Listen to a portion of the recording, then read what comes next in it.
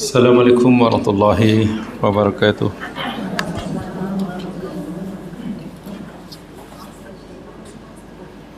Innal hamdalillah nahmaduhu wa nasta'inuhu natubu ilaihi wa nastaghfiruh.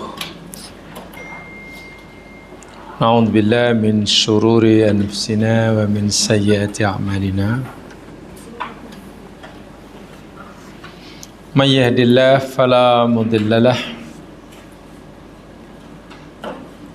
wa may yudlil fala hadiya lahu.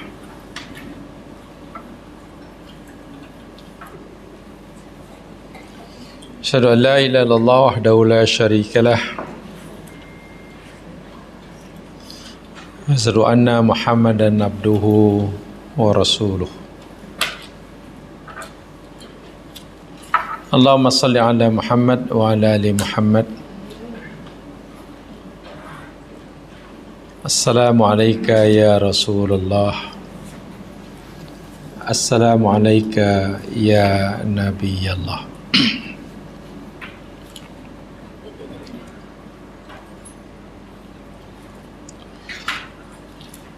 InsyaAllah kita akan teruskan seri kajian kita Suratul Furqan, ayat terakhir yang kita pelajari, yakni ayat yang ke-28, 29, tepatnya ayat 27 dan 28 ini bercerita tentang musuh Nabi, teman karib Nabi, musuh Nabi, kemudian menjadi sahabat Nabi dan berakhir dengan menjadi musuh Nabi semula. Di perjalanan hidupnya bertukar-tukar daripada sahabat kawan karib menjadi orang yang tidak percaya, menjadi sahabat semula dan menjadi musuh. Uqbah, siapa Uqbah? Tak, yang menjadi sebab turunnya ayat ini 27-28 ini namanya Uqbah. Ya, Uqbah. Ya, siapa nama dia? Uqbah. Ya. Kena ingatlah, Uqbah bin Abi Mu'aid.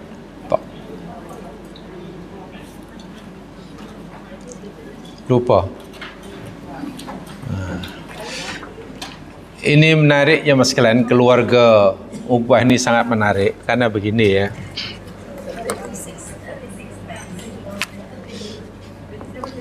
Uqbah yang jadi asbabun nuzul, sebab turunnya ayat ini. Ayat berapa yang terakhir dipelajari? Lupa. Ya sudah, kalau datang tanya. Surah Al-Furqan. Ayat berapa? Beritahu sebelahnya. Bin Abi Mu'aid. Ini orangnya. Ini banyak apa ya, pengajaran orang ini. Banyak pengajaran. Dia pernah kawin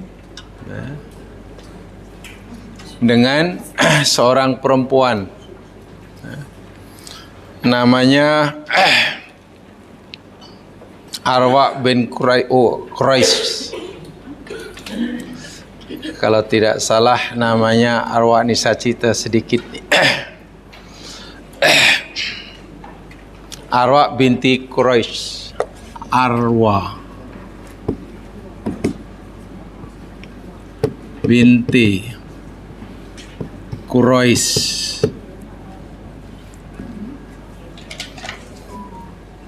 Ini istrinya Daripada perkawinan ini lahirlah anak. Ada beberapa anak. Dia punya beberapa anak.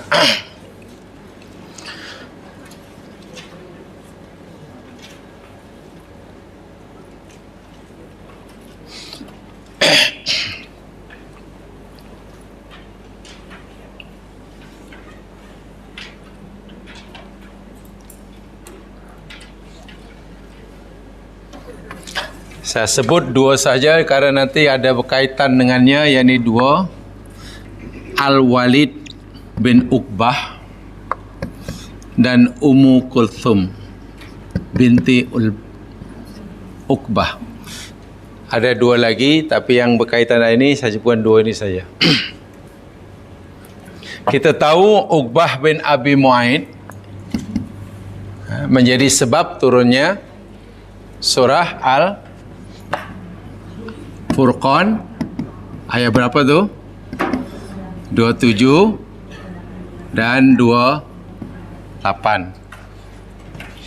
Okey, 27 28. Walid bin Uqbah, yakni anaknya, anak dia Walid bin Uqbah juga pernah menjadi sebab turunnya ayat. Nih, yang ini. Surah Al-Hujurat. Sebab turunnya ayat surah Al-Hujurat ayat yang ke-6. Dan surah As-Sajadah ada dua ayat. Surah As-Sajadah ayat 18. Ummu Kulthum pun demikian juga. Kisah Ummul Kulthum, yakni anak kepada Uqbah bin Abi Mu'aid musuh Nabi, juga pernah menjadi sebab turunnya ayat Al-Mumtahanah. Al-Mumtahanah. Saya ringkaskan aja ceritanya. Al-Mumtahanah.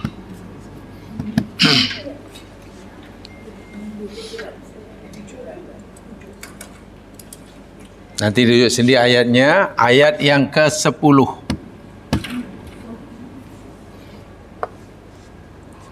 Ayat ke-10.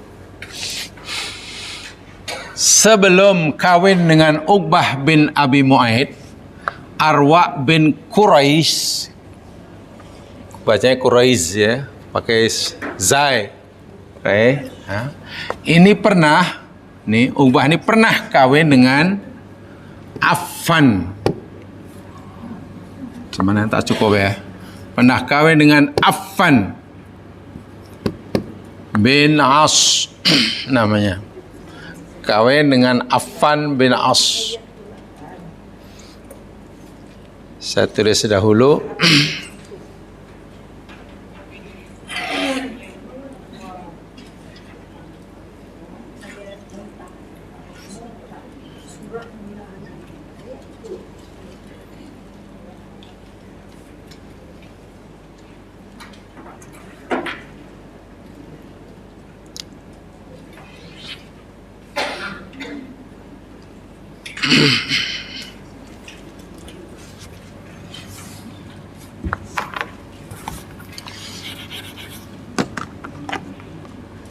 Affan bin Abil As.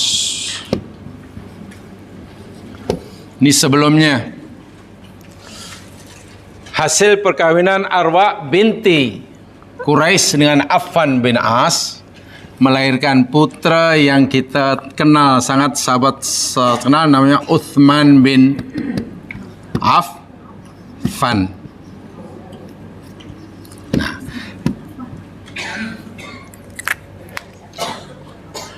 Arwa kawin sebelumnya kawin dengan Affan bin Abil As. melahirkan anak Utsman bin Affan. Cerai ini orang. Arwa cerai. Kemudian kawin dengan Uqbah bin Abi Mu'aid. Hasil perkawinannya dengan Uqbah bin Abi Mu'aid, lahirlah Walid, lahirlah Ummul Kulthum, lahirlah Imarah dan sebagainya. Tapi sebut dua ini saja. Ini keluarga yang unik sekali. Ini orang Uqbah kafir atau mukmin atau munafik berdasarkan Al-Furqan 2728. Ini kafir ke mukmin ke munafik. Dalam Al-Quran hanya ada 3, kalau bukan mukmin, kafir atau munafik. Quran ini membagi manusia menjadi 3 ini saja. Awal surah Al-Baqarah. Quran datang, Nabi datang, sikap manusia dengan sikapnya terbagi jadi 3. Pertama, alladzina yu'minuna bil ghaib wa yuqimuna shalah, mana ulaika humul mu'minun, muflihun, mukmin. Kedua, innalladzina kafaru, orang kafir. 3, fi qulubihim maradun, dalam hati mereka ada penyakit. Maknanya manusia ni dibagi oleh Allah hanya ada 3 ni saja. Mukmin, kafir dan munafik. Ada 3 saja. Yang masuk surga hanya 1 mukmin. Kafir dan munafik masuk. Sebab itu utamakan pembagian 3 ini, jangan bagi kelompok yang lain pula. Apalagi dibagi atas pati. Tidak ada. Di akhirat tak ada perjalanan pati. Mukmin, kafir. Baik, Uqbah agaknya masuk yang mana? Berdasarkan Furqan 2728. Kafir, tulis kafir. Saya unik karena ini, tengok ya, bagaimana orang yang punya satu family. Baik, Utsman bin Affan. Sekarang yang ini pula, Utsman bin Affan. Akhirnya mukmin ke kafir? Yang ini mukmin muslim. Okey, mukmin muslim. Ibunya agak-agak mukmin atau kafir atau mukminah atau kafirah?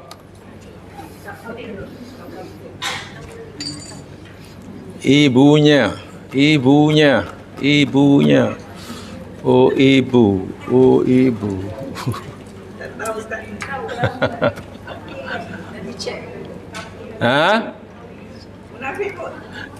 Ini sebelum Nabi diutus ni. Sebelum diutus. Ya, ini dipanggil zaman fatrah. Kita tidak tahu kedudukannya macam mana. Kalau dia mengikuti ajaran Nabi Ibrahim, tidak menyembah patung, maka mati mukmin. Tapi kalau ikut menyembah patung dan bala dan sebagainya, mati kafir semua fatrah. Sekarang berdasarkan surah Al-Hujurat ayat yang ke-6 dan surah As-Sajdah ayat 18, si Walid ini macam mana? Lihat ayatnya dulu. Lihat ayatnya. Surah Al-Hujurat. Surah Al-Hujurat pula. Mana tadi? Al-Walid. Ya, Al-Hujurat ayat macam mana ayatnya?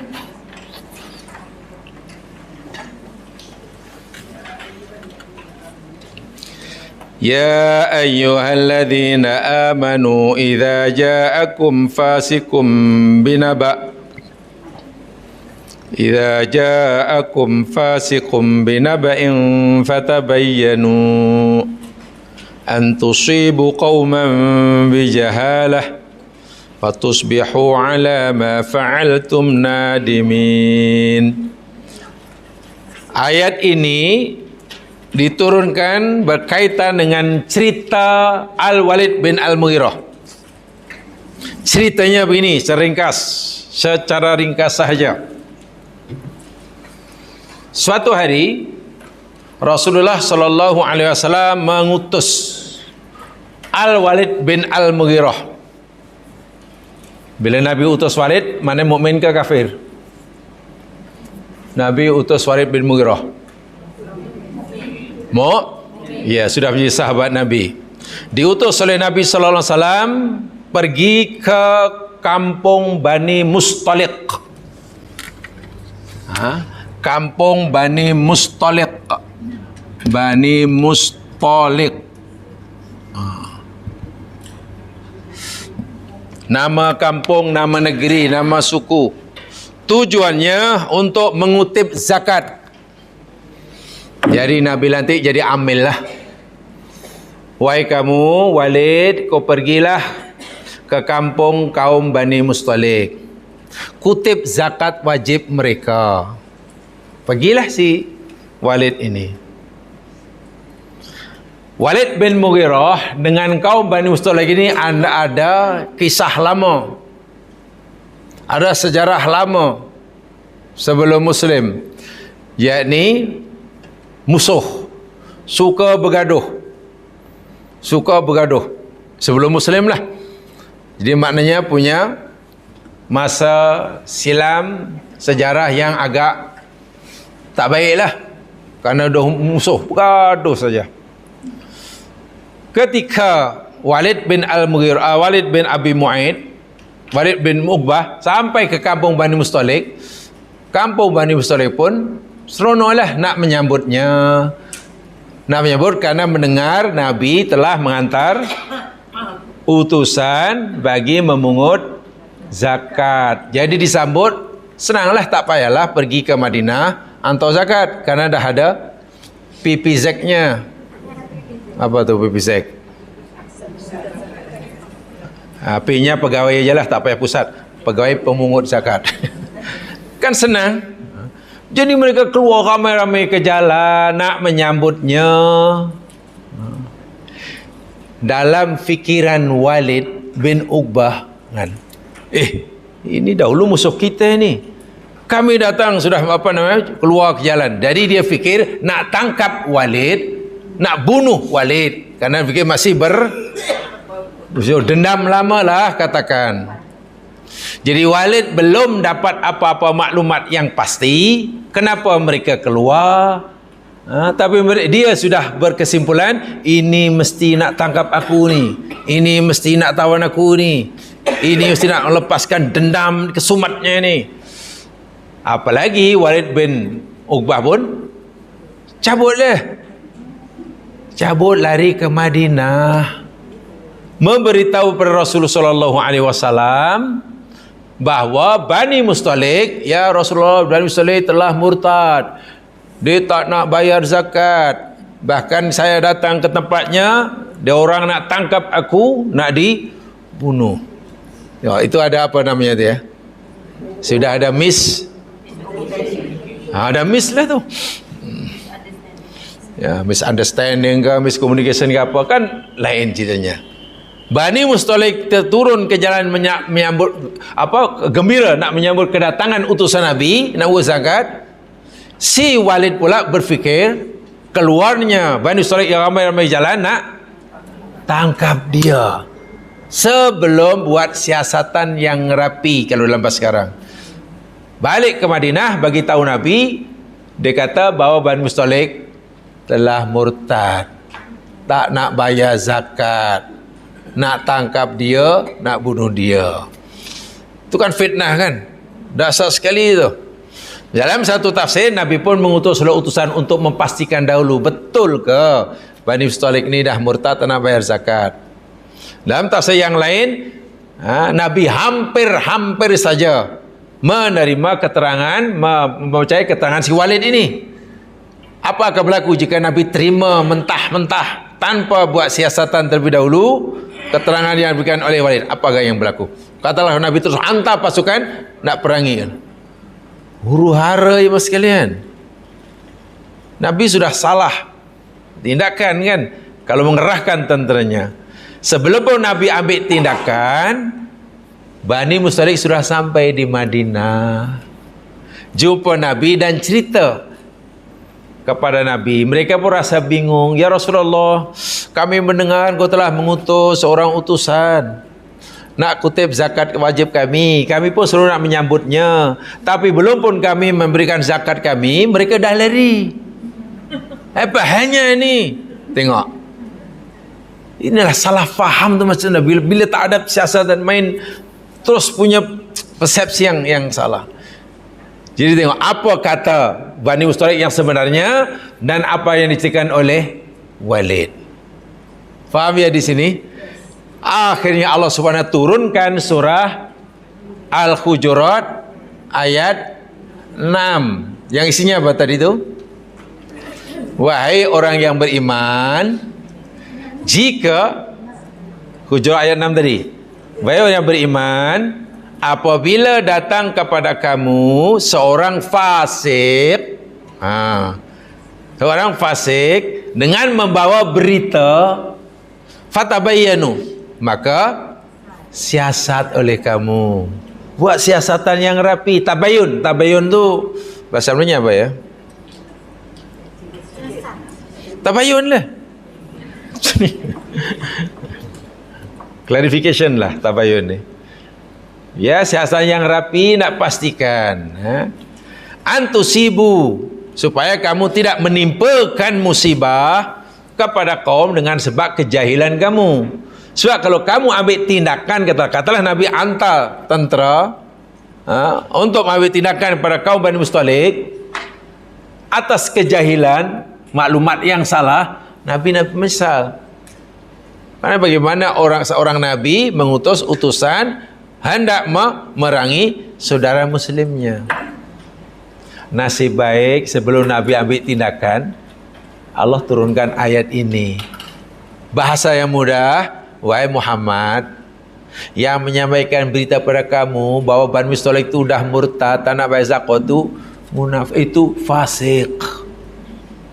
Itu fasik. Fasik ini agaknya macam mana ni? Mukmin, munafik, kafir. Jadi siapa yang disebut fasik di sini berkaitan dengan, kalau kaitkan dengan sebab nuzul, fasik ini siapa maksudkan? Walid bin Uqbah. Kalau begitu dia macam mana? Mukmin ke, kafir ke, munafik ke? Fasik. Fasik ini masuk mukmin, masuk kafir, masuk munafik.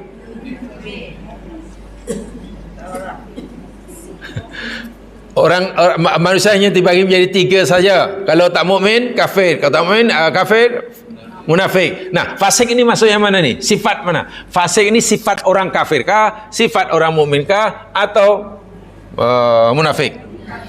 Ini fasik ya. Sudah jelas Quran kata yang kata fasik. Jadi dia orang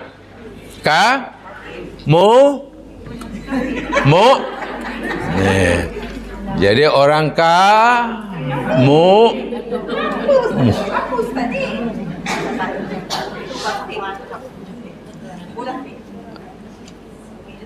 fasik ini orang mukmin yang melakukan dosa besar.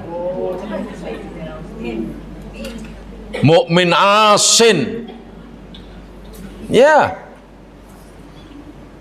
Fasik itu sifatnya mas sekalian ya. Kalau dari segi kumpulan hanya 3 itu sahaja. Mukmin tapi melakukan dosa besar. Jadi mukminnya tak betul lah, imannya tak betul. Demikian juga di dalam ayat yang ke-18 surah As-Sajadah. Yang dibaca Pak Imam pagi Jumaat tu. Afaman kana mu'minan kaman kana fasiqan la yastawun. Afaman, maka adakah siapa yang adalah dia mukminan, seorang mukmin, kaman seperti orang yang kana adalah ya fasiqan, fasik.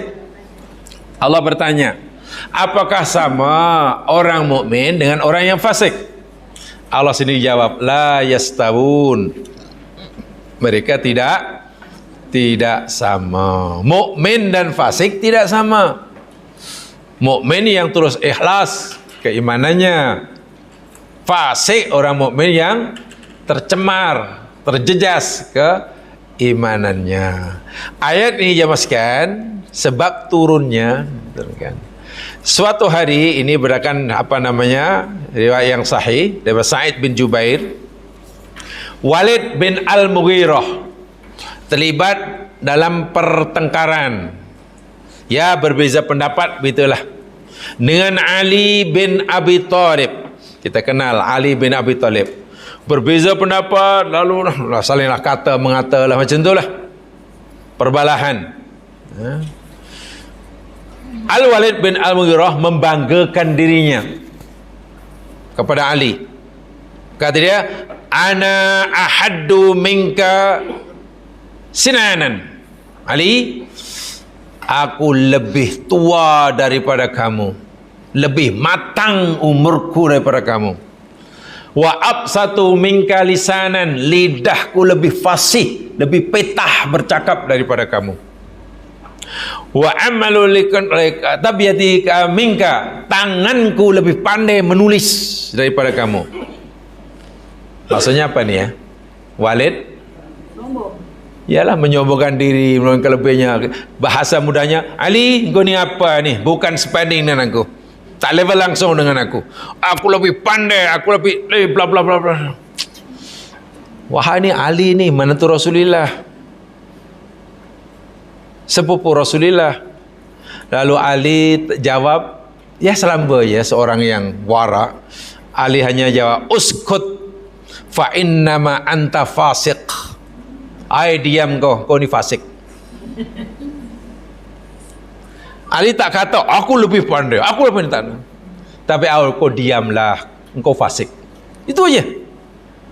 Lepas Ali kata engkau fasik kepada si Walid, turun ayat ini. Sajadah 18. Yang Allah bertanya, adakah sama orang yang mukmin?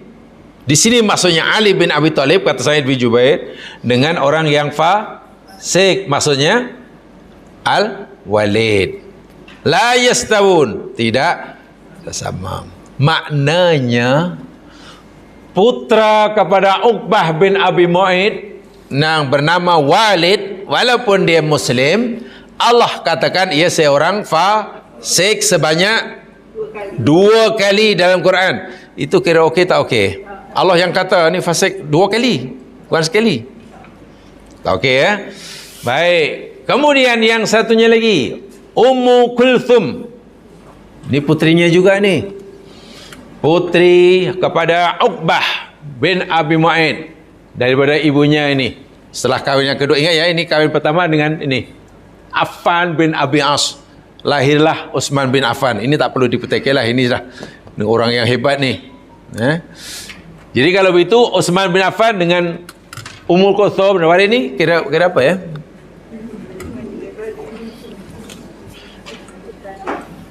Kira apa? Adik-beradik? Ukhtun li kalau dalam bahasa Arab. Adik-beradik yang seibu. Ya, ukhtun li Ada ukhtun li seibu, ada yang ukhtun li ab, satu bapa. Kalau adik-beradik ibu dan bapa sama, mana kandung? Akhun syakik namanya. Asyakik, syakik tu kandung. Mak bapaknya sama. Ini maknya yang sama. Jadi bukan orang lain lah kiranya. Hanya lebih tua Utsman lah, sebab maknya kahwin lebih dahulu dengan ayah si Utsman bin Affan daripada itu. Nah, sementara Ummu Kulthum, nih ayatnya. Dia juga menjadi asbab turunnya ayat Al-Quran. Surah Al-Mumtahanah ayat 10. Coba lihat. Surah Al-Mumtahanah ayat yang ke-10.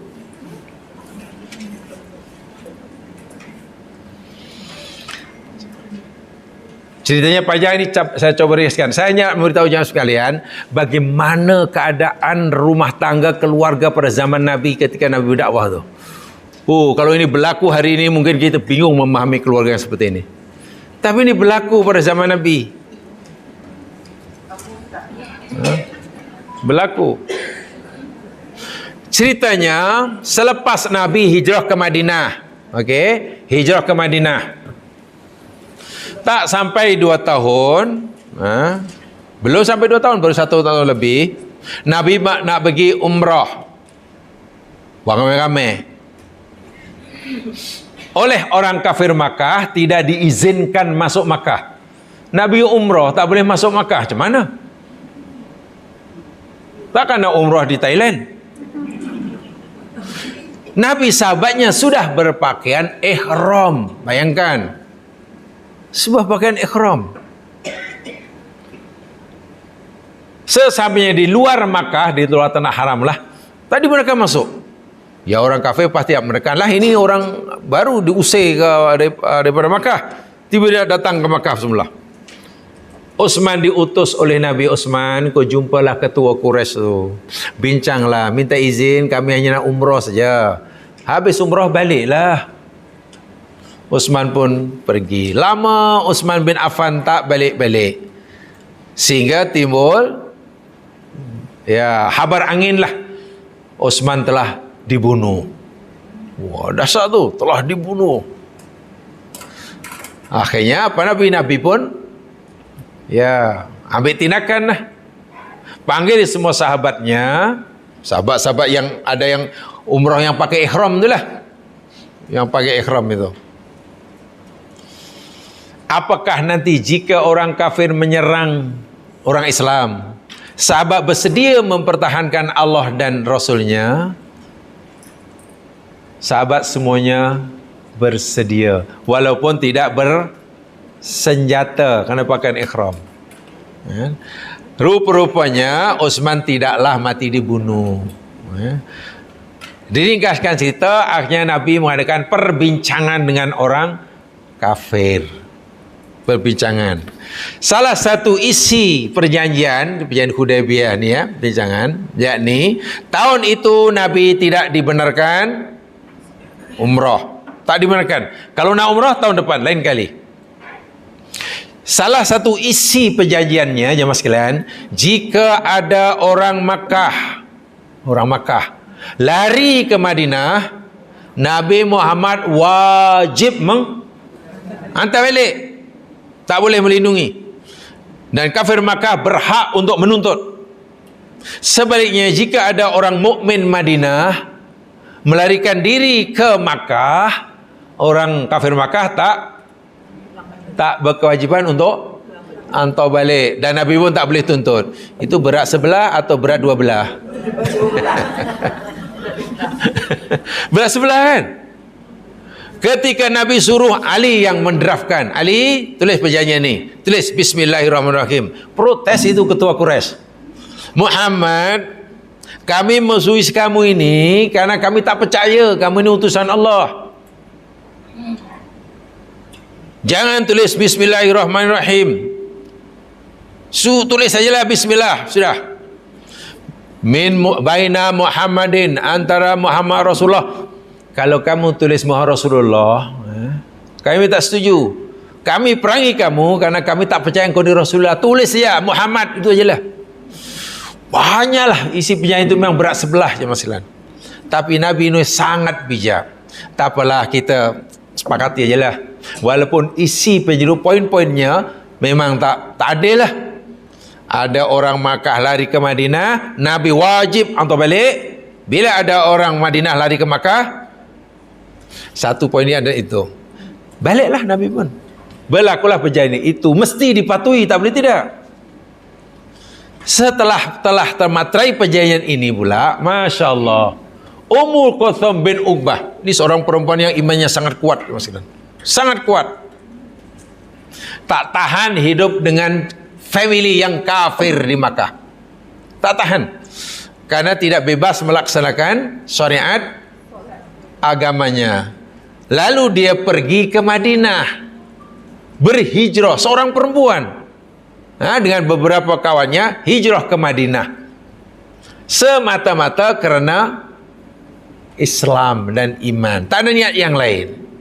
Sedangkan Ummul Kulthum tahu isi perjanjian itu telah di istihar pada seluruh orang Makkah, juga seluruh orang Madinah. Dia tahu nanti kalau aku hijrah ke Madinah, sampai Madinah pula Nabi mesti hantar balik sia-sia. Itu macam mana ni? Tapi bila kami tak hijrah, mana tahan duduk dengan orang kafir. Begitulah ceritanya. Ringkas cerita, ini pergi ke Madinah. Semadinah Nabi bingung lah. Apalagi saudaranya, saudaranya yang diterus namanya Walid itu disuruh oleh ayahnya untuk menuntut si Ummul Kulthum ni kena balik. Akhirnya merayu, ya Rasulullah, kami seorang perempuan. Jika engkau hantar kami balik, kami khawatir iman kami nanti akan rusak. Kami mohonlah engkau terima kami. Nabi salah. Kalau kami melindungi kamu, kami melanggar perjanjian ini. Perjanjian ini. Bila kami hantar kamu balik, memanglah kasihan iman kamu nanti akan terjejas. Dalam keadaan yang bingung ini jamaah sekalian, Allah turunkan surah Al-Mumtahanah ayat 10.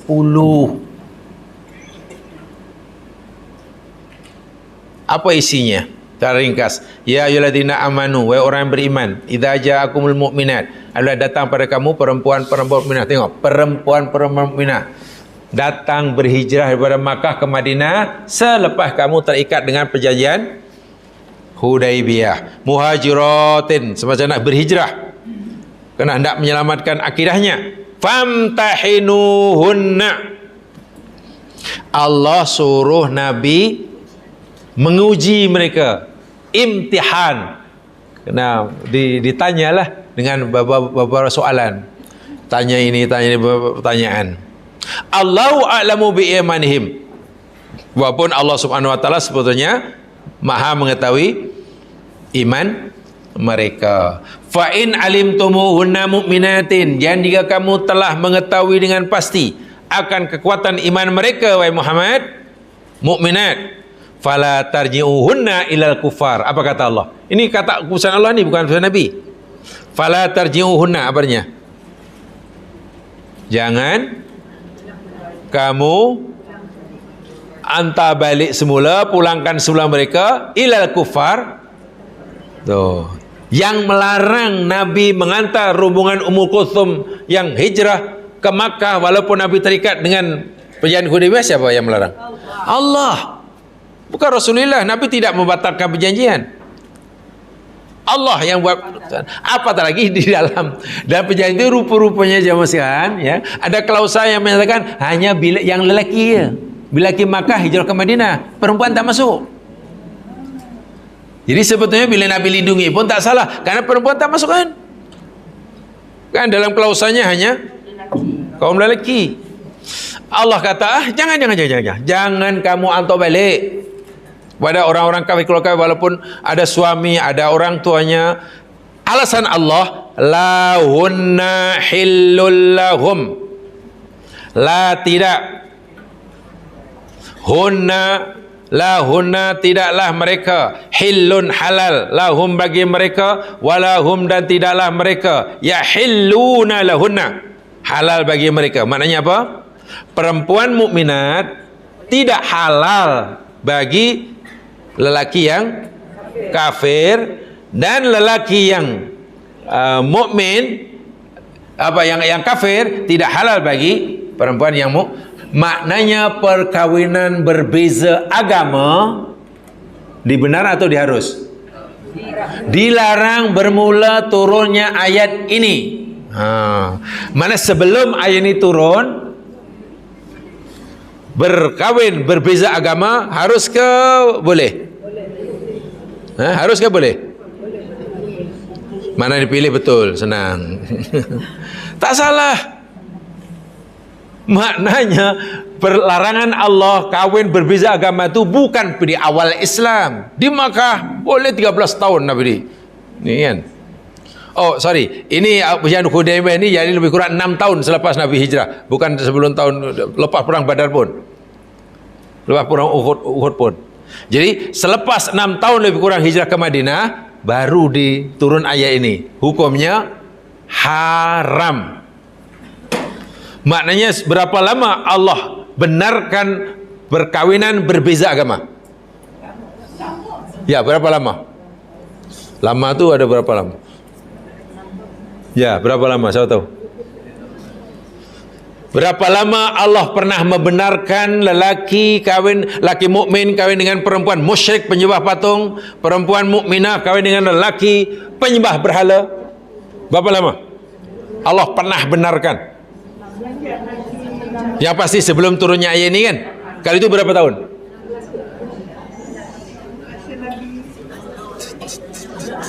Nabi di Makkah berapa tahun? Di Makkah 13. Takkan yang 3 tahun itu Nabi melancong. Lepas itu perjanjian Hudaybiyah ni pada tahun 6 Hijriah. Kali itu berapa tahun? 19 tahun. Perkawinan berbeza agama harus. Baru Allah batalkan selepas turun ayat ini. Dan turun ayat ini, siapa yang menjadi penyebab turunnya ayat ini? Asbab. Ummul Kalthum. Anak siapa? Kalau itu dia orang hebat, kata hebat ini orang? Hebat, mukminah. Mukminah. Bayangkan perempuan, ayahnya menjadi sebab turunnya ayat juga. Tapi ayat tentang kekufurannya. Saudara lakinya juga menjadi penyebab turunnya ayat Quran juga. Tapi karena kefasikannya. Nih. Yang anak perempuannya menjadi asbab turunnya Al-Quran karena keteguhan imannya. Allah kata jangan kamu kembalikan kepada orang kafir. Orang kafir tak halal bagi perempuan mukminah, perempuan mukminah tak halal bagi mereka. Lalu bagaimana ya Rasul? Dia ini ada suami. Kalau waktu itu Umar masih punya salah seorang istrinya yang kafir. Umar tak ceraikan karena belum ada larangan. Belum ada larangan. Sahabat yang lain pun masih punya istri di Makkah yang kafir. Ummul Kalthum punya suami juga yang kafir. Karena sudah tidak halal lagi, Allah kata, wa atuhum ma anfaqu.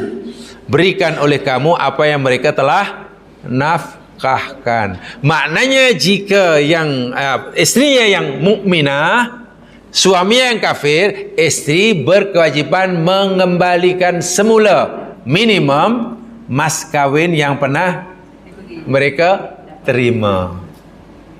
Jadi laki kafir pun ada hak untuk dapat balik itu apa yang pernah diinfakkan tu.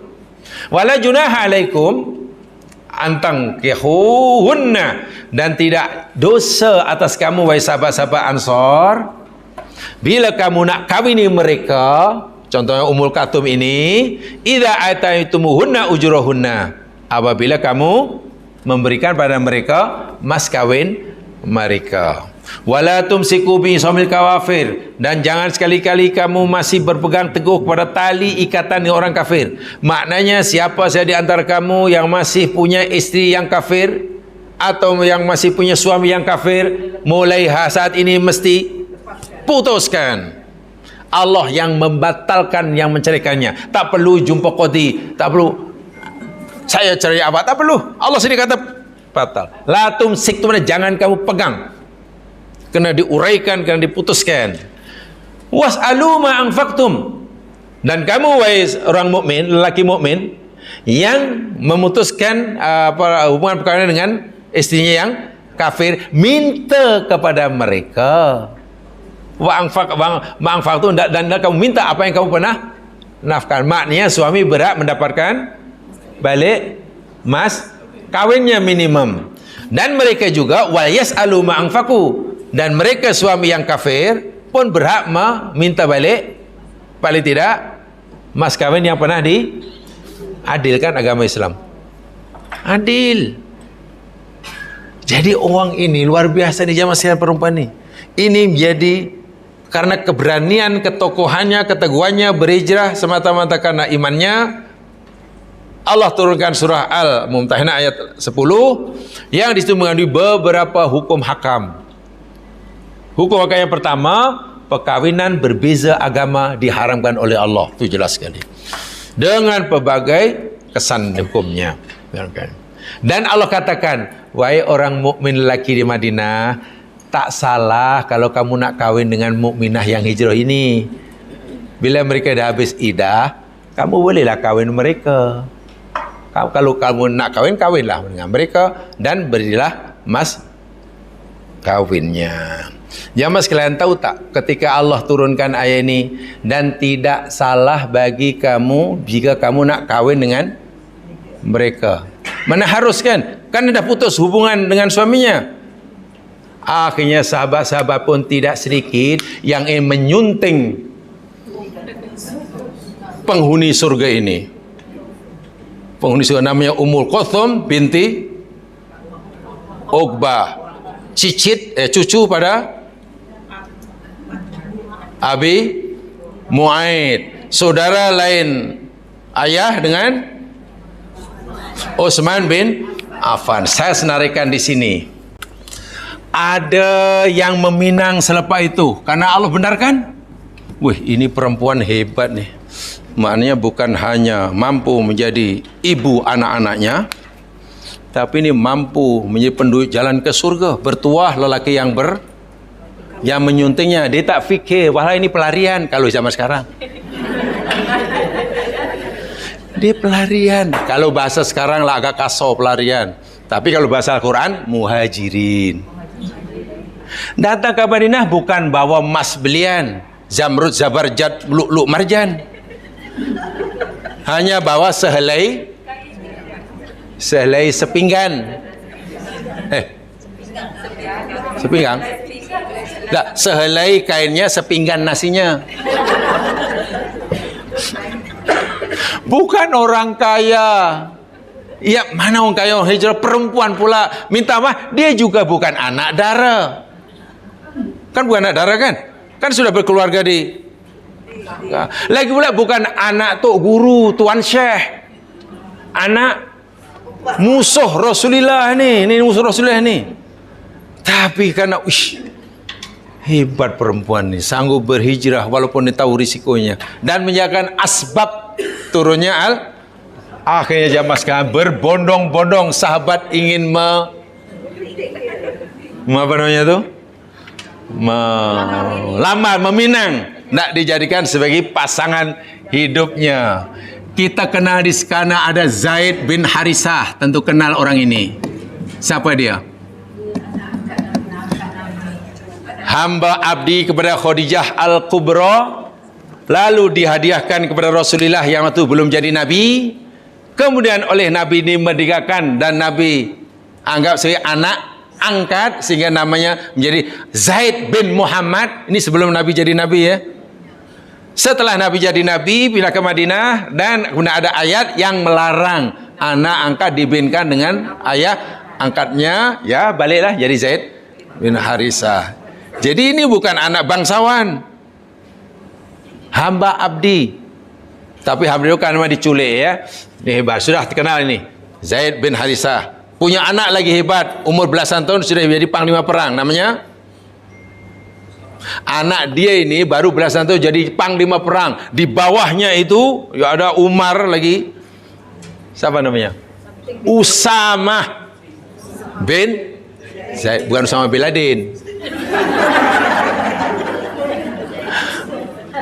Luar biasa ini keluarga ini jamaah sekalian. Ya.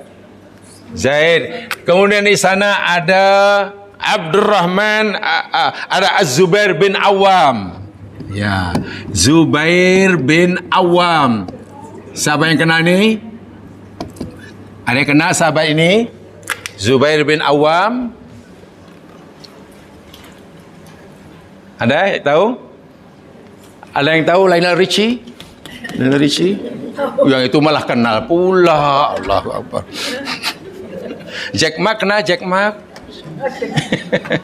Jack Mark. Zubair bin Awam ini panglima berkuda Rasulullah SAW dengan Ali. Disebut Zubair bin Awam ini jago penunggang kuda. Hebat ini orang, macam Ali bin Abi Talib.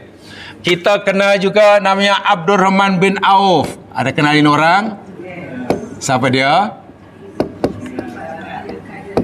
Iya, billionaire sahabat Nabi. Nah, yang ini kenal lah, billionaire ini. Ima semasa di Makkah, wa ima pindah ke Madinah. Dia orang yang apa namanya? Ya, Allah ciptakan dia sebagai usahawan yang berjaya lah. Bakat dia bakat meniaga. Kita kena yakni Amr bin Al-As. Kenalin orang? Anaknya namanya Abdullah bin As namanya. Amr bin As ini yakni pernah dilantik oleh Umar bin Al-Khattab, orangnya gagah berani, tegas, perwatakannya macam Umar, macam tu, ya. Tidak lembek orangnya. Pernah dilantik menjadi gubernur Mesir waktu itu. Kalau sekarang jadi menteri besar lah. Ketika Umar jadi Perdana Menteri, ia jadi menteri besar di Mesir. Amr bin Al-As namanya. Ringkas kata, keempat orang ini adalah sahabat-sahabat yang hebat belaka. Itulah ringkas kata. Mereka ini mengajukan pinangan kepada seorang perempuan namanya Ummu Kulthum. Kalau itu bahasa Melayu, kalau Arab Kul. Kalau di Melayu kan Umi Kalsum. Kalau Arab Ummu Kulthum, Melayu Ummu Kalsum. Itu pun dipanggil Com. Di kampung panggil Kalsum. Lagi teruk sangat.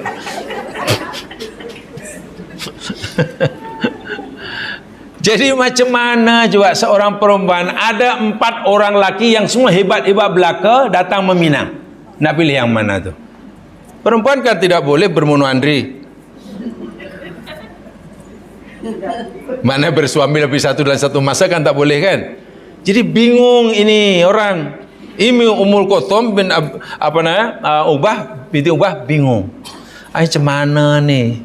Semua orang-orang hebat. Dan dia tidak fikir kaya ya, sebab mereka kawin ini pun bukan karena kekayaannya, kekaguman akan akidahnya.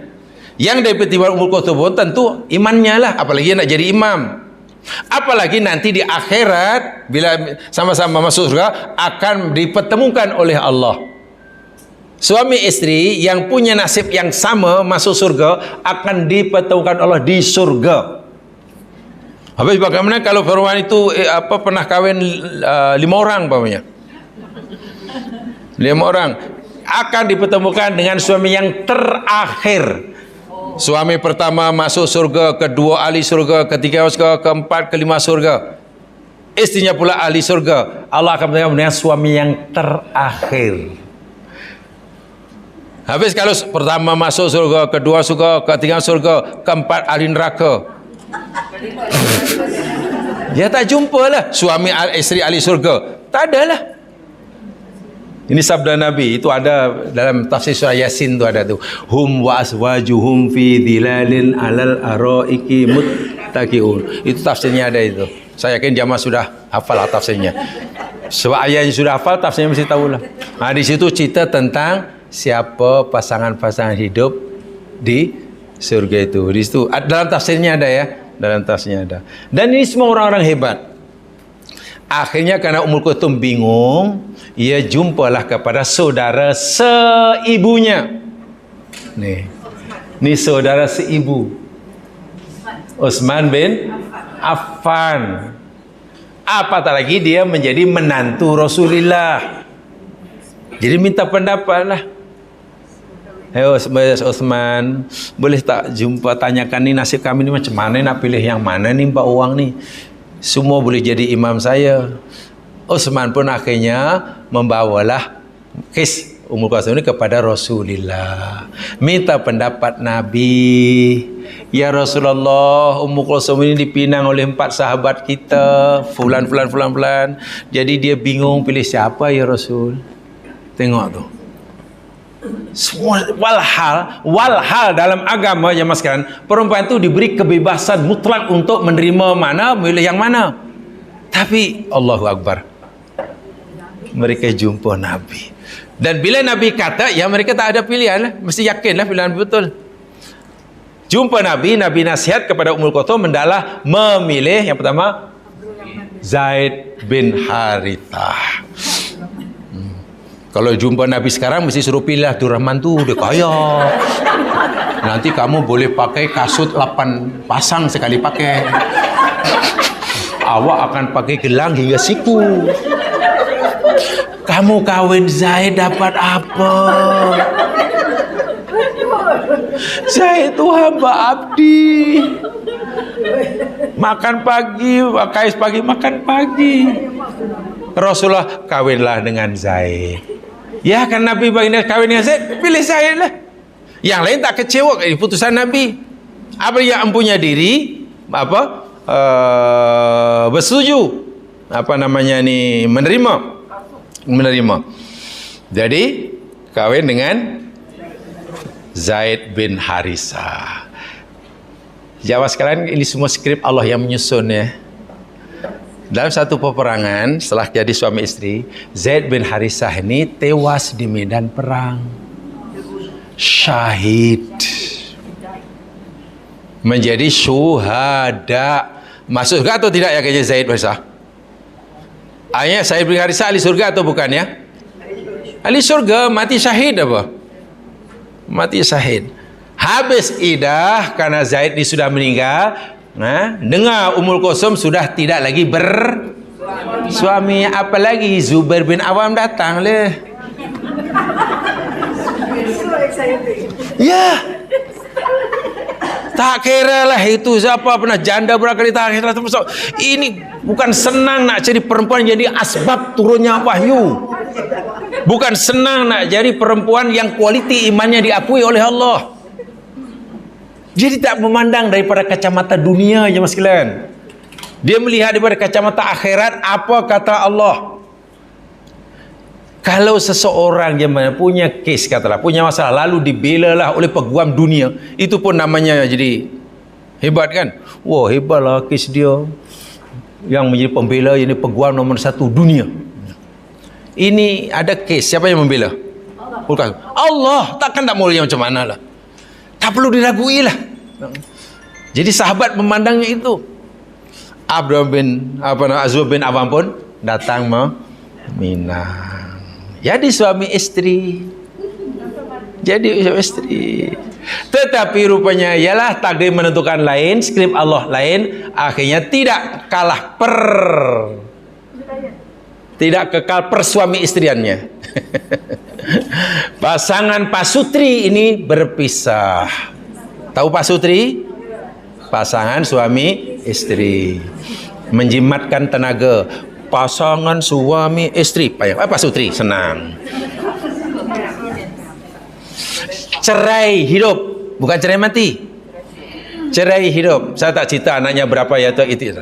Cerai. Ya, namanya cerai macam mana? Halal tetapi ya mungkin itu jalan yang terbaik. Jalan yang terbaik. Habis idah, sebenarnya habis idah. Siapa lagi? Haji Abdurrahman bin Auf. Iya, ya Mas Siren. Betul.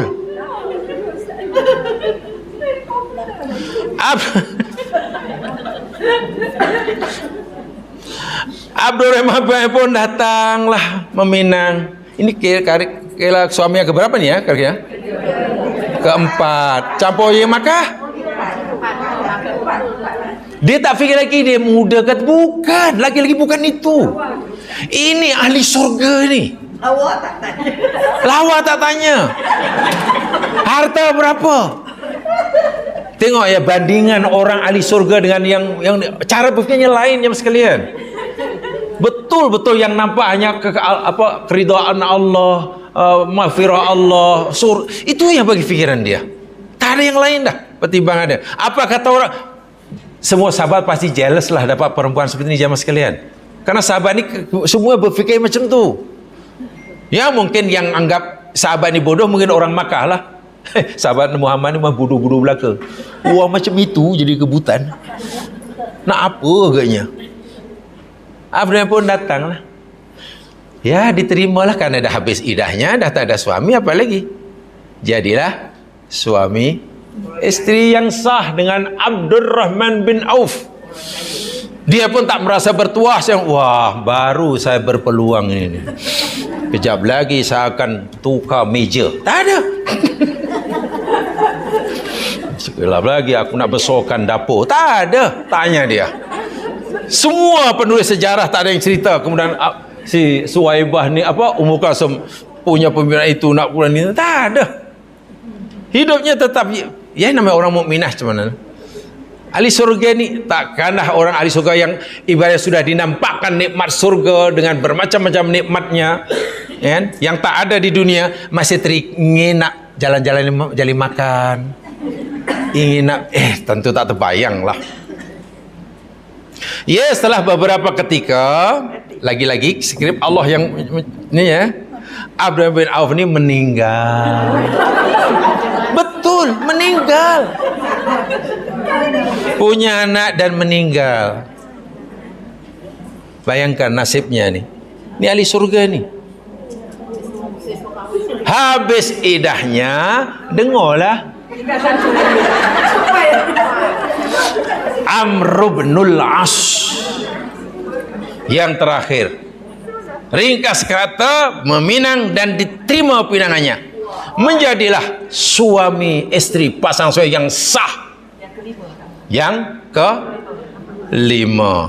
Tapi lagi-lagi Allah menghendaki Amr bin As pun mati lebih dahulu daripada dia. Selepas itu Ummul Kalsum tidak kahwin hingga meninggal. Maknanya ia kahwin 5 kali, janda. Pertanyaannya, kalau berdasarkan hadis Nabi, Zaid bin Harithah ahli surga, Amr bin Auf ahli surga, bahkan dia dijamin termasuk 10 sahabat yang diberikan masuk surga. Zubair bin Awam demikian juga. Amr bin As ahli surga. Dan Ummul Kalsum hingga tidak kahwin selepas meninggalnya Amr bin As. Dan dia ahli surga. Nanti juga akhirnya dipertemukan dengan siapa ya oleh Allah? Yang terakhir lah. Dengan Amr bin As. Jadi tak akan beli lagi Durrahman di sana. Si Durrahman sana pula. Rahman sana pun tak payah. Dah tak ada lagi. Tengok. Ayahnya ahli neraka yang pernah pijak tengkuk Nabi itulah. Yang pernah meludah muka Rasul itulah. Yang akhir akan gigit jari itulah dalam surah ini. Anak lakinya 2 kali Allah bagi gelaran fasik. Tapi dia serikan di surga apa namanya, tak tahulah apa namanya. Jadi rebutan para sahabat. Tapi sahabat namanya sahabat ni zaman sekarang ni ya. Walaupun istilahnya kalah saingan dengan Zaid, tak apalah Zaid dululah. Bukan pakat ya, ini bukan, jangan kita pakat. Tak apalah Zaid, kau dulu ya, nanti kau cerai lah, kau mati lah. Tak ada. Tengok, saya kadang membayangkan kalaulah keluarga ini ada pada zaman sekarang. Katalah ada di tempat kita sekarang, Uqbah dengan anak ini dan musuh Nabi masih hidup. Nabi pula bermantukan Utsman bin Affan kan. Umar bin Affan pula, yakni saudara lain mak dengan lain ayah dengan ni. Jadi kalau Utsman bin Affan dengan apa namanya Uqbah bin Affan apa namanya? Utsman bin Affan dengan Uqbah. Bapak tiri mah. Lah kan ayah tiri namanya. Kalau duduk serumah pun bapak tiri lah, bukan orang lain. Tapi tengok nasibnya. Jadi saya fikir hadis Melayu yang mengatakan apa? Buah tak jatuh tak jauh. Jadi pokoknya itu agaknya boleh pakai atau tidak dengan ini? Nama tak sesuai kan? Bapak buru Bapak buru anak tak berlaku juga. Ni bapa ahli neraka, tengok anak dia. Ada lagi apa tu kalau orang putih panggil like son, like father, like son. Tak guna juga. Kenapa sebut-sebut itu ni ancana? Ini membatalkan peribahasa tadi semuanya. Iya. Wahal dalam diri Ummul Kalsum tu ada DNA Uqbah. Ya. Anak kandung apa? Itulah hidayah ya mas sekalian. Jadi rupanya hidayah ni ya begitulah. Ya di akhirat nanti. Sekarang kita bayangkan kalau ni nanti berlaku di akhirat. Si Ummul Kalsum berada di surga. Sementara ayahnya Uqbah bin Abi yang membelanya sampai ada ahli neraka. Dan diberikan surah Al-A'raf nanti ya Mas kan. Surah Al-A'raf dan juga surah As-Saffat. Allah beri keizinan kepada ahli surga untuk melihat-lihat kawan karibnya atau orang yang pernah dikenalinya semasa di dunia di neraka. Ahli surga oleh Allah diberi peluang kesempatan untuk mencari-cari kawan karibnya di dunia yang di akhirat menjadi ahli. Itu ada dalam surah As-Saffat. Dalam surah Al-A'raf, anda nanti akan memekik-mekik, melolong, minta air atau makanan kepada ahli surga. Bayangkan jeli ahli surga itu kata kenalannya, atau anaknya, atau abangnya. Dan dia jawab, innallaha harramahuma. Sesungguhnya Allah menghalalkan kedua-duanya, minuman ke, makanan ke, Allah surga haramkan kepada orang kafir. Dan itu berlaku di akhirat. Dan ini akan dialami oleh Uqbah. Uqbah yang asalnya mukmin jadi kafir semula, apa puncanya? Apa punya Uqbah bin Abi Mu'aid? Ada seorang mukmin bukan dia milih jadi kufur? Kawan, pengaruh kawan, hati-hati jam sekian. Hati-hati. Dia sebenarnya seronok berkawan dengan Rasulullah, apalagi kawan daripada zaman kanak-kanak lagi dah. Hanya karena takut diukur oleh Ubay bin Ka'ab, Umayyah bin Ka'ab, yang keduanya ahli neraka itulah, oleh Abu Jahal. Abu-abu waktu itu, kenal-kenal loh, geng Abu tu terkenal pada Nabi ni. Bahkan ada terkenal sebelum di Makkah awal dakwah Nabi ni, ada trio Abu yang terkenal. Trio Abu. Abu Jahal, Abu Lahab, Abu Sufyan. Itu trio Abu. Itu awal bi'sah Rasul. Awal kenabian Nabi. Ketiga-tiga Abu ini Allahu Akbar walillahil hamd. Walaupun akhirnya Abu Sufyan diyakini memeluk agama Islam. Tengok ya, 3 anak beranak, ketiganya menjadi asbab turunnya Al-Quran, tapi mempunyai nasib yang berbeza. Pandangan Allah kepada 3 beranak ini berbeza. Kepada Uqbah lain, pada Walid lain, pada Ummul Qathum. Yang paling menarik Ummul Qathum, yang boleh baca surah Al-Mutahanah. Itu kesimpulan cerita tadi.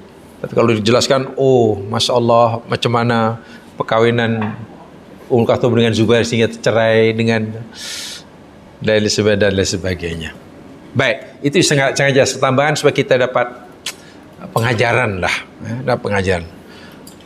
Rupa-rupanya benarlah sahabat-sahabat Nabi ini, patut semuanya itu radhiyallahu anhum, patut mereka ini semua ahli surga, karena nak melakukan apa tindakan di dunia, bahkan nak berikan rumah tangga sekalipun, nak memilih pasangan hidup sekalipun, yang menjadi keutamaan utama yakni iman. Ini iman kuat atau tidak? Ini orang yang boleh dibeli, boleh ini tidak. Jadi bila dah macam itu, ya pasti bahagialah dunia akhirat. Pasti. Sebab itu ada daya penarik. Daya penarik Ummul Qathum, ingat ya, bukan perfume yang dipakai ya.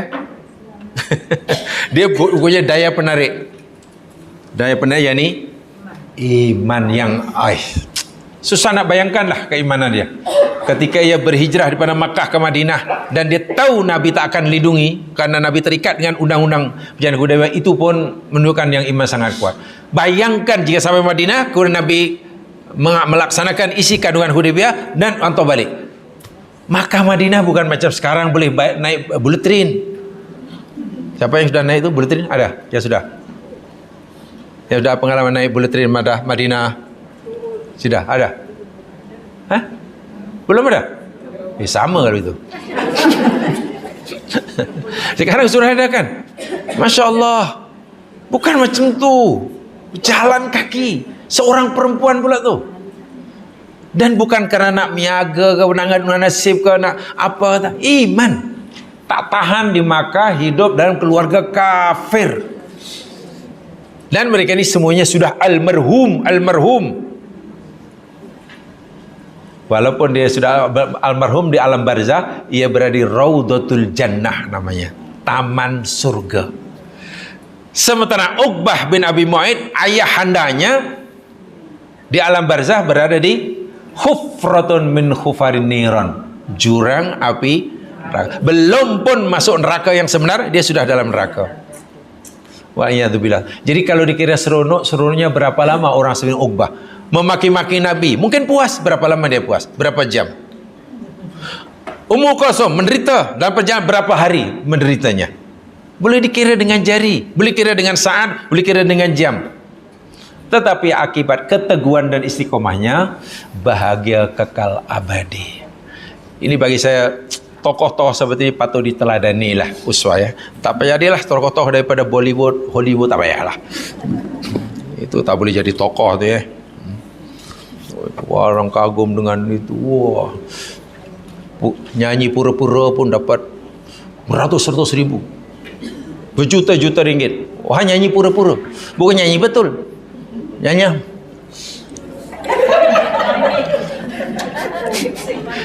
lah, main-main itu kan pura-pura. Itu pun gagap, dapat upah, wala gagap.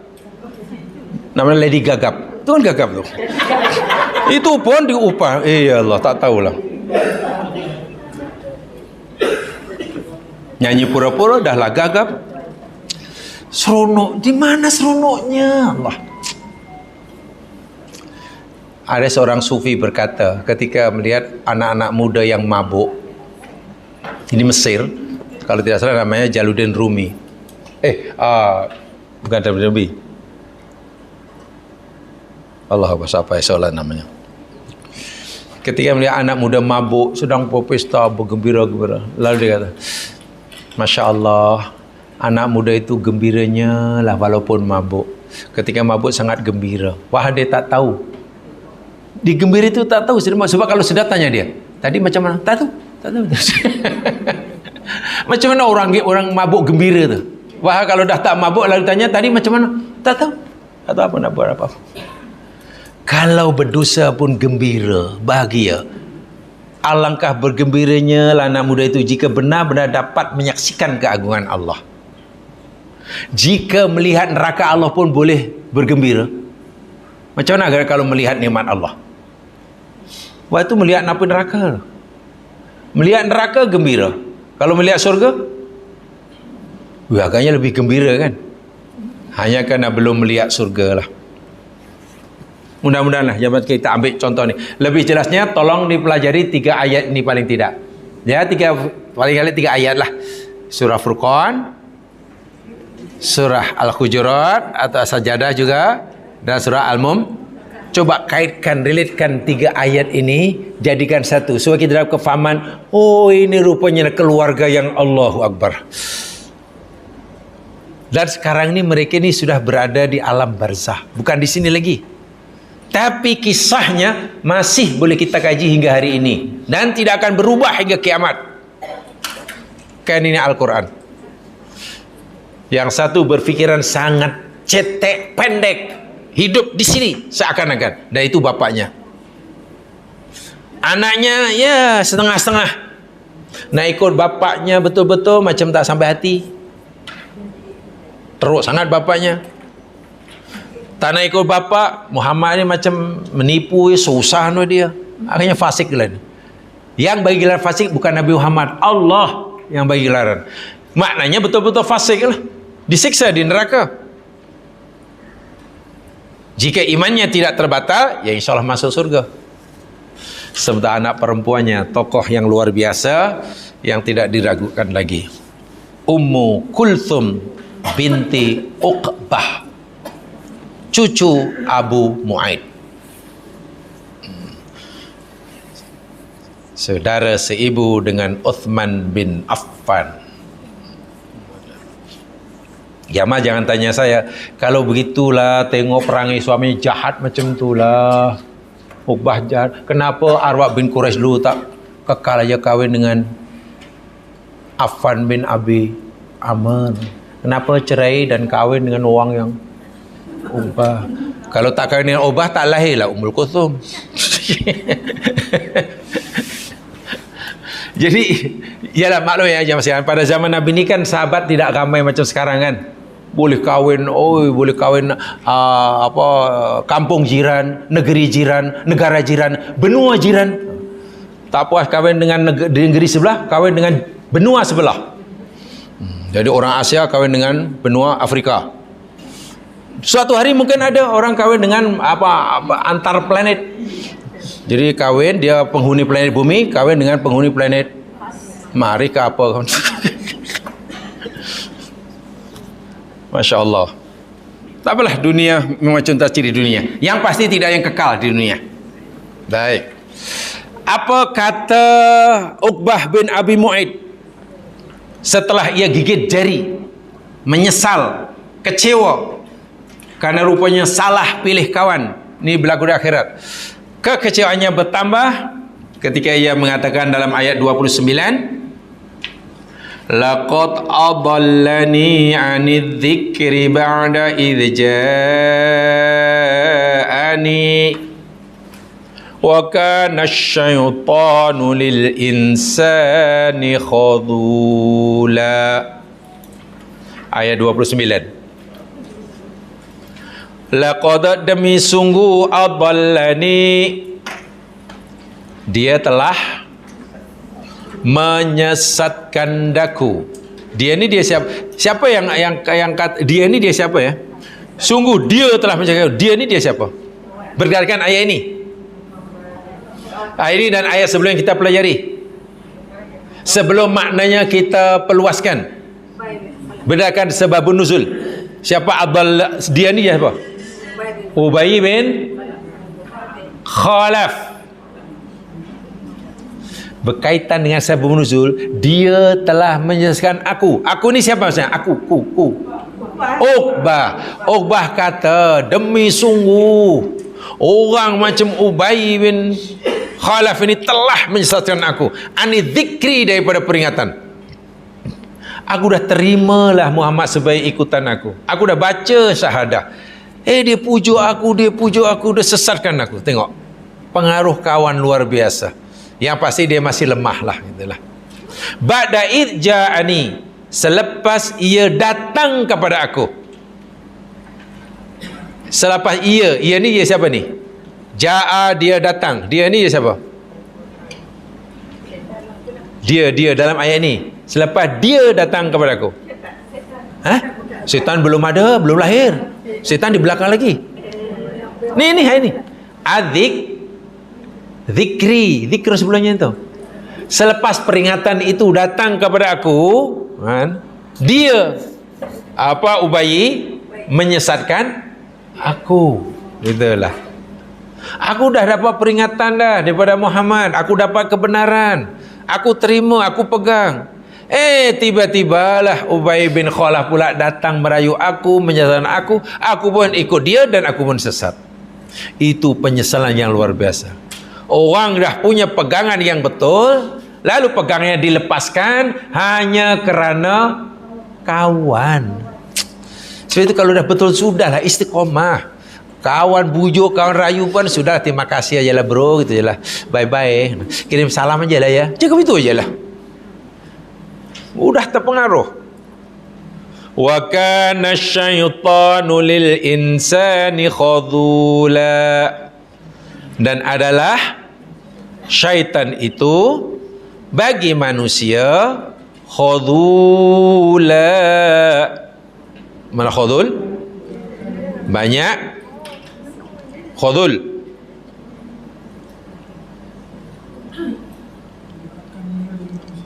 Tak menolong, mana meninggalkan. Khadul itu zaman sekarang tarikan bitarkihi wa yatabarra'u minhu inda nuzulil bala'i wal adab. Khadul itu maknanya tarikan yatrukuhu, sesuatu yang meninggalkannya. Dalam hal ini yakni Ubay bin Khalaf meninggalkan siapa? Ubah. Okey, orang yang meninggalkan, kata kita punya kawan. Kita punya kawan tu kawan baik karena kita ikut dia. Walhal dia telah menyesatkan kita. Semasa kita susah, tertimpa musibah karena kesilapan kita, kesesatan kita, kawan itu pergi meninggalkan kita. Kawan yang meninggalkan kita semasa kita ditimpa kesusahan, orang Arab panggil khadul. Apa Melayunya? One word. Apa? Khadulun. Apa Melayu agaknya? Kita punya kawan baik, karib sungguh, Dan kita jadi kawan dia pun karena kita terpengaruh dengan ucapannya, terpengaruh dengan rayuannya. Walhal akhirnya kita terpaksa meninggalkan kawan baik kita yang seorang. Macam itulah. Nah, karena kita salah pilih, kita tidak lagi berada di landasan yang benar, kita mungkin ditimpa musibah. Kita diuji oleh Allah, diuji macam ni.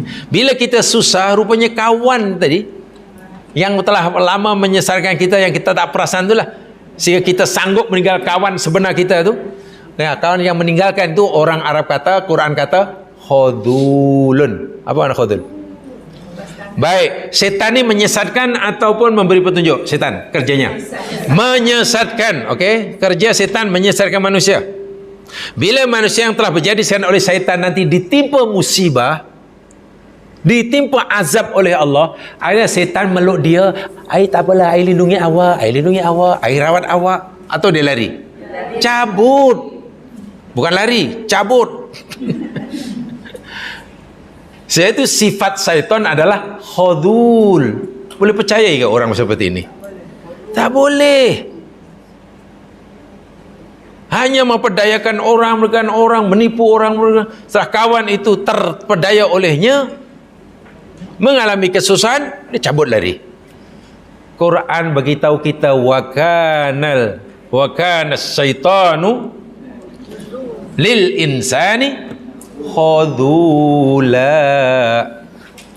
Di akhirat nanti setan lepas tangan, tak nak tanggung jawab. Kalau nak tahu cerita sebenarnya khudul setan tu, tolong jamaah buka surah Ibrahim ayat 22. Coba lihat. Daripada susah-susah menjelaskannya, baca ni ayatnya. Ibrahim ayat 22.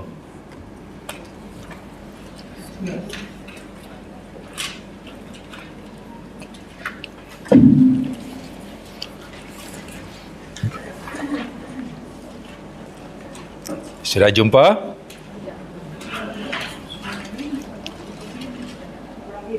Ibrahim ayat 22.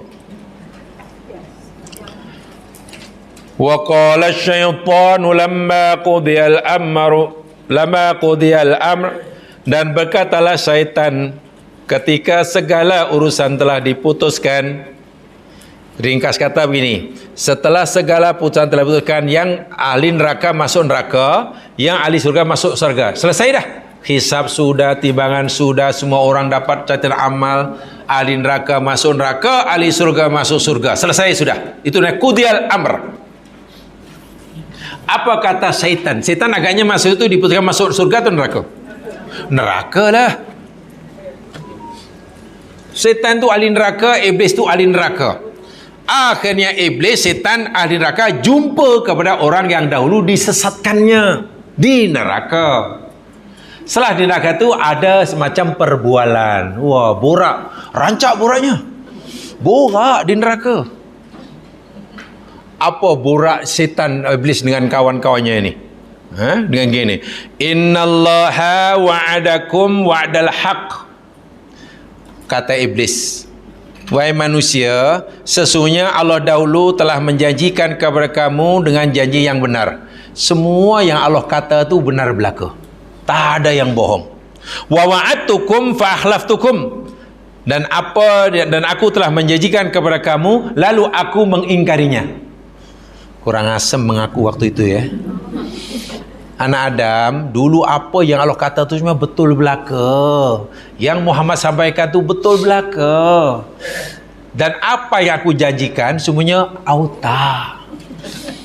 Semua auta. Jadi aku pun ya tipu kamu lah. Diberitahu macam tu, agaknya manusia yang jadi pengikut setan ni agaknya senyum ataupun bengkak. Oh, nak tampuk. Kata macam nak tampuk dia. Mungkin aku nak tampuk kau, katalah. Lalu tu setan kata apa? Wa makana liya alaikum min sultan. Sedangkan tiadalah bagi aku kekuasaan atas kamu. Hakikatnya wahai manusia, aku ni tak punya kekuatan apa-apa untuk menyesatkan kamu. Setan mengaku, aku tak punya kemampuan, tak ada. Kalau setan dan iblis tidak punya kemampuan menyesatkan manusia, macam mana manusia boleh tersesat? Setan kata apa? Illa anda'autukum, kecuali hanyalah aku menyeru dan mengajak kamu. Bahasa mudahnya, sebenarnya aku ni tak punya kekuatan untuk menyesatkanku wahai manusia. Hanya satu aja yang aku lakukan. Aku ni rajin jemput kamu. Aku hantar jemputan kali pertama, kau tak tengok, tak apa. Aku hantar lagi kali kedua, kau tak baca, tak apa. Aku hantar ke 20, engkau dah mulai pegang, tak apa. Hantar 30, engkau sudah mulai membacanya, tapi belum merespon. Tak apa, aku hantar ke 100. Awak baru, bagus juga ni. Jadi modal setan ni hanya rajin merayu. Ingat ya, dalam kaum setan ni tidak ada istilah gagal, tak ada. Give up, tak ada. Cari kaum setan, kalimat gagal tak ada. Yang ada ya ni kejayaan yang tertunda. Wow, bahasanya. Modal setan ni hanya rajin merayu. Dia ajar 2-3 kali tak mau, saya tak apa, baru 2 kali, nanti mana tahu 20 kali. 20 kali belum mau, tak apa, buat lagi sampai 40 kali sampai mau.